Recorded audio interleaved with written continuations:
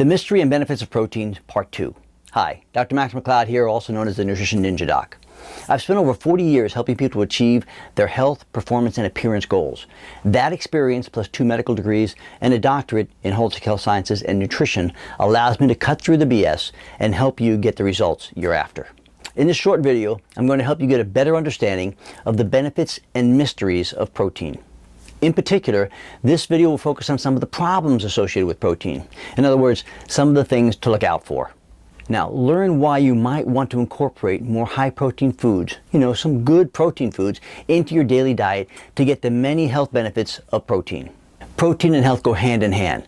So if you aren't getting enough, consider the advantages of adding a quality protein powder to supplement your regular diet.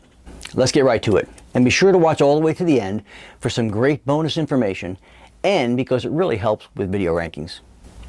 It's easy to get caught up in the more is better philosophy that permeates so much of modern thought and culture, but it's crucial to understand that more is not necessarily better with regard to all things. Protein is one of those things. There are really only 2 primary things that you absolutely should understand about protein from a practical perspective.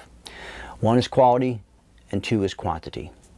First, when I say quality, I'm referring to both the protein itself and whatever food the protein comes from. There are numerous factors that determine the quality of a given protein and food. Second, the quantity of the protein a person consumes is related to not just the amount of protein, but how much of a given food one has to consume to get a given amount of protein from it. Tied in with that are any other nutrients or anti-nutrients or toxins that might occur along with that protein in a particular food. Let's take a closer look at protein quality now. This topic is actually quite a bit more complicated than most people, including dietitians and nutritionists, realize. The reality is that the field of nutritional science has failed to completely establish what constitutes optimum protein. Yes, there are several accepted evaluation systems, including the AAS, which stands for amino acid score, the PDCAAS, which is the protein digestibility corrected amino acid score. There's the PER for protein efficiency ratio, there's BV for biological value, and PDI%, which is the protein digestibility index. Why are there so many different methods?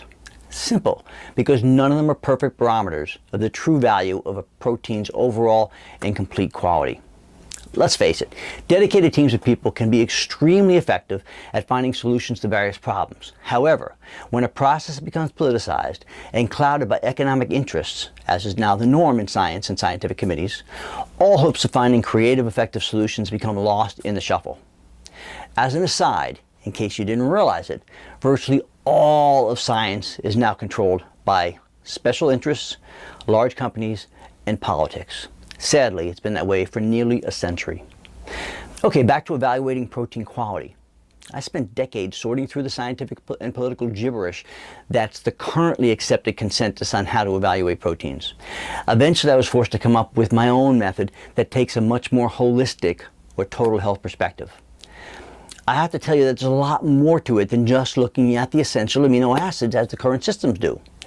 For those that really want to understand this, I'll tell you how to get a free copy of a report that I wrote about it called The Real Protein Report at the end of this video. The report also contains my protein quality comparison checklist that will help you to evaluate and compare the quality of proteins from various sources. Now, let's go back to and take a look at protein quantity. How much protein should you consume each day? That, my friends, believe it or not, is also extremely controversial. The government RDA is 0.8 grams per day for every kilogram of body weight. Now, of course, Americans don't generally use the metric system, so to make this more usable, let's translate it into something that we're more familiar with, and it'll help us to have a practical discussion about it.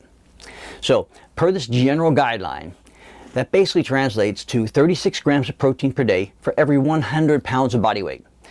Now, that sounds somewhat reasonable, but we first have to remember that the RDAs were never meant to provide guidelines for optimum amounts of nutrients.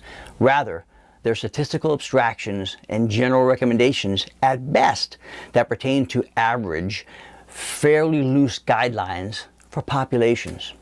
In fact, they were initiated during World War II to investigate how nutritional deficiencies might affect national defense. And although they've been modified many times, that underlying directive never changed. In reality, true or optimum protein needs vary greatly based on several factors, including lean body mass, which refers to muscle, bones, organs, etc., basically everything except fat and hair. Lean body mass is much more relevant to one's real protein needs than overall body weight is. Protein needs also vary greatly based on physical activity and digestive efficiency, as well as a person's overall state of health. Clearly, it's well established that a person who's healing or recovering from an illness or injury needs significantly more protein than an uninjured person. A person whose digestion is poor needs more protein to compensate for their digestive inefficiency. A person who's active, for example, athletes, need more protein. Both those trying to add muscle or recover from intense exercise need more protein. Interestingly, studies show that endurance athletes actually have greater protein needs than strength athletes. This is due to the greater depletion of a variety of protein-related nutrients and therefore increased recovery needs. I'm not going to offer you a simple answer of how much protein you need at this point, because there is no simple answer. Protein needs are fairly individualized. You want to get enough for your body's needs, but not too much more than that. There are several reasons why you don't want to overdo it and overload on protein. Here are a few. 1. High protein foods are expensive. They're among the most expensive foods out there. 2.